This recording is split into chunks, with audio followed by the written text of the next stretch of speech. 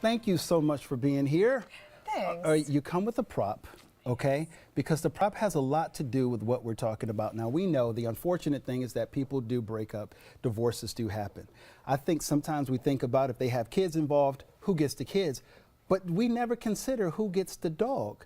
Why should, and you say at the beginning of any relationship, that's the first question that they should ask if they have a dog in common. Ideally, it would be helpful if there was some sort of understanding what would happen if their relationship ended and they have a pet together. Yes, that would be ideal. Okay, so what do the courts in North Carolina say about a matter when this presented before them? Well, unfortunately, or fortunately, I guess, pets are considered property, but every state is different, so you need to make sure that you understand what your state is, so check with South Carolina if you're a South Carolina viewer. But in North Carolina, we look at it as if it's property, and so then you have to figure out what kind of property. So if a pet is marital property, it would be a pet that was purchased after the date of marriage, but before the date of separation. So that's how the court would have to look at it. So if there was a disagreement, if your relationship ends and there's a disagreement as to who would get the pet, the court's likely to ask you questions like, when was the pet purchased? How was the pet purchased? What money was used? Was it a gift? And then we do also talk about the quality of life of the pet. Who the pet was registered to, who was responsible for the pet. There are lots of things that come into play when we're talking about it. The other part is there's actually, if there was domestic violence in the home, there is a section of our statute that identifies that the court has the authority to order that the pet go with one parent or the other, or with a minor child if there was a child involved.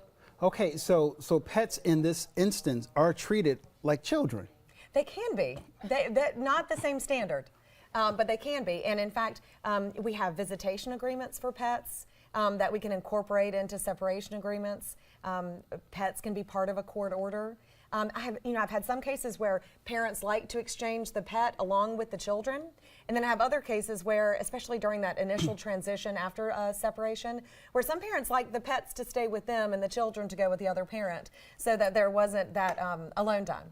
And the unfortunate thing is that a pet cannot decide who they want to go, who they can go with. Neither can children. Well, that is true. Right? There are cases where they do, the unfortunate thing, put children on the stand to make that hard decision. But with pets, they have no voice in the matter. That's right. I mean, the court would have to look. We could look at veterinarian records. We could look at the health of the pet, who was responsible for caring for the pet.